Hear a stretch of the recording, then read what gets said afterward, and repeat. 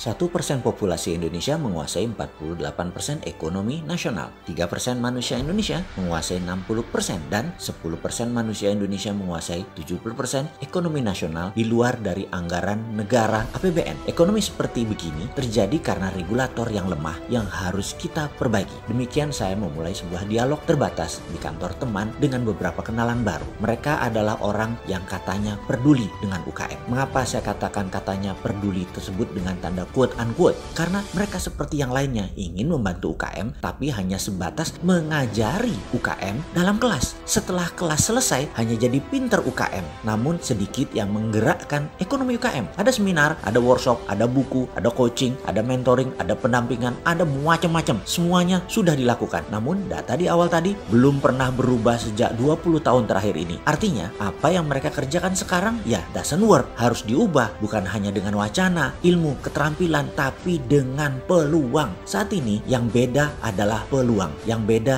yang tidak adil adalah kesempatan. Coba deh, apa syarat pinjaman bank? Ada jaminan. Apakah semua pengusaha punya jaminan? Apakah UKM punya jaminan? Pertanyaan berikutnya, apakah syarat IPO di bursa saham? Omsetnya harus di atas 50 miliar setahun atau kapitalisasinya harus besar. UKM bisakah melantai di bursa IDX? Pakai fintech?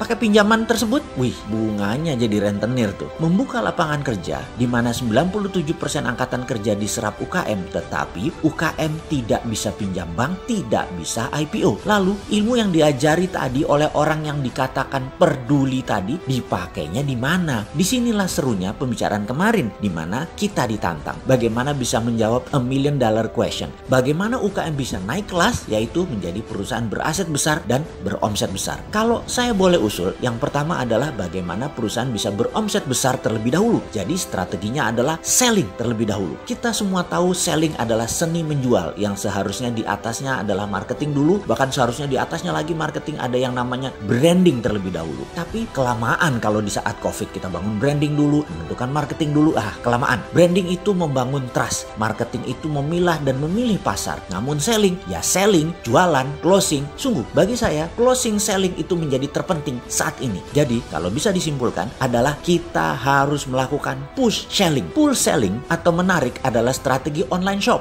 Berjualan menggunakan sosmed seperti IG atau FB. Marketplace seperti Tokopedia, Bukalapak, Shopee, itu semua besar biaya iklannya. Karena membuat orang kita tarik datang ke landing page kita, datang ke lapak kita. Di masa daya beli pilih-pilih seperti saat ini, karena kontraksi ekonomi resesi dunia, maka pull selling kurang agresif. Narik itu kurang agresif. Kita harus nyerang. Menyerang itu apa? Namanya push selling. Kita datangi sosmed orang, kita sambangi email orang, WA orang, Telegram grup, apapun kita infokan. Kita serbu dengan berbagai tools. Oke, ada yang perlu contoh push selling lebih rinci nggak? Oke, kita jelaskan, kita sederhanakan, kita ikuti cerita ini. Beberapa saat yang lalu ada pertanyaan dilontarkan ke saya. Bisa jelaskan apa itu dinaran, Pak? Pertanyaan datang dari seorang yang baru dikenalkan oleh mitra bisnis saya. Saya pun menjawab begini. Dinaran adalah GoPay plus Genius plus debit card plus underlying emas. Oh gitu, sistem pembayaran toh. Saya pikir dinaran itu seperti beli emas di Pegadaian, hanya lebih liquid karena berbasis teknologi digital. Oh bukan Pak, dinaran adalah aplikasi alat bayar multi channel. Saat ini kita luncurkan dinaran emas seperti tadi yang saya jelaskan. Nanti akhir Oktober 2020 ini ada dinaran dolar, di mana underlying dana Anda bisa memilih dolar sekarang. Ke depan bukan hanya emas underlyingnya, tapi bisa pilih dengan dolar di akun yang lain tentunya. Anda boleh punya 2 akun di dinaran, satu dinaran emas, satunya dinaran dolar. Jadi penjelasan lengkapnya dinaran dolar adalah GoPay plus Genius plus debit card plus underlying dolar. Sederhana membayangkannya, seperti personal portable money changers aplikasi dinaran tersebut. Demikian saya menjelaskan sesimpel mungkin, karena baru kenalan gak enak kalau jualan terus. Tapi saya tidak kuasa menahan untuk tidak meneruskan jualan. Namanya juga peluang di depan mata. Jadi saya teruskan.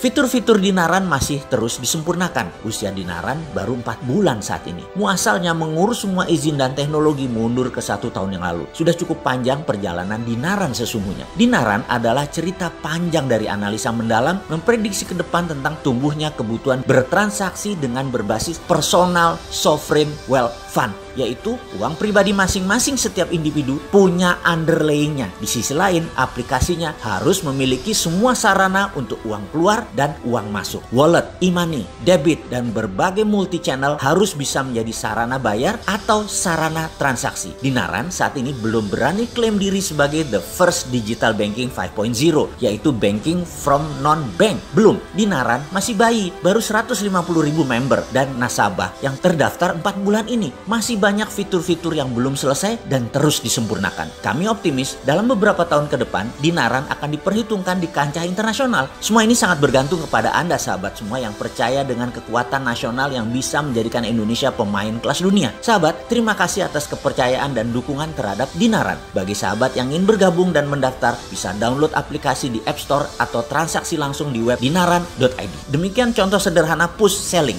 Semoga bermanfaat.